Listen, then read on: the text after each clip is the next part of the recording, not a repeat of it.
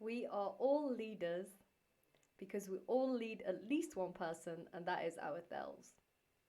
So, learning how to lead ourselves more effectively can really help us to lead other people, but also to be more fulfilled in our life. Because no one likes that feeling of not really stepping up, not really reaching our potential, feeling that we're overall disappointed with the way we're leading our life, essentially. Here are three tips that I feel are extremely useful to help us to grow into our self leadership. First of all, introspection. Jerry Colonna explains this beautifully in his book Reboot. It really is an art in itself, introspection. Standing still, being able to just stay when we're stuck, when we're going through a difficult time, not constantly distracting ourselves, and not only staying still, but then introspecting. This means maybe writing it down, journaling, talking it through with someone if it helps, but really looking at what is going on. Instead of being reactive, instead of straight away getting angry when someone says something to you, thinking, why did this trigger this? What are maybe the ghosts from the past, maybe linked to trauma or to upbringing or to something that happened before in your life that are showing up, that are preventing you from moving forward? Because we all have these. We all have saboteurs. If you check out positivepsychology.com and do the saboteurs tests, such as hyperachiever, pleaser, controller, perfectionist, there's quite a few others, there's 9 in total. We all have some of these. And we also have different elements in our personality, in our memories, in the decisions we've made in the past that impact how we show up every day. And if we don't look inwards, if we don't check in, how do you know? How do you know when you're making a decision just because 7 years ago someone said something similar and that's the way you responded then? This is where your subconscious takes over. And if you're introspective, you'll pick up on it. You can catch it. And then once more, it goes towards being intentional and not responding on autopilot. Because when you're introspective, you don't let the autopilot take over as much, at least. So that's number one. Introspection, hugely important. I love it. Makes such a difference. I can't emphasize this enough. It is huge. Number two, accountability.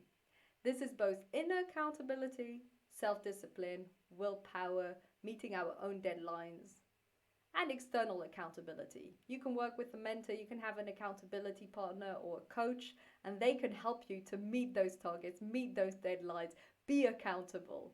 For some of us, it's really hard to meet our own deadlines. For others, it's easy. But if you know that this is something that you're not good at, that you struggle with your own accountability, once more, you'll discover this if you're working on your introspection. But if you're aware of this, get an accountability partner. You can do it with a friend. You can do it online. There are a million options. So don't let this get in the way of you making progress towards what matters to you. Accountability. Number three is feedback. This means seeking actively feedback from others. The people you're working with, your colleagues, your partner, your family, your friends. Not harsh feedback, just trying to understand. Because they might see things in you that you don't see. Can be a nice surprise. People can say, what I really love about you is your enthusiasm. Or you come across as really calm. I've had this a lot. You come across as very calm and composed. I didn't used to be. Hello, meditation, that helps a lot. So then you see, oh, this is how people perceive me. Interesting. It's good to know. Because in my case, for instance, I've spent maybe 5 years working on being more calm and composed. So it worked up to a certain extent. Looking, what is it that others see in you? And maybe sometimes it will be disagreeable. Maybe, like my husband told me once, your impatience is getting in the way of you progressing. Or your need for ongoing variety means that you're sabotaging aspects of your business. It's not necessarily the nicest thing to hear, but then you can do something about it. My impatience is blocking so much. I will meditate more, I will be more patient, I'll actively practice patience every day with any item that comes my way. I'll become aware when I'm impatient.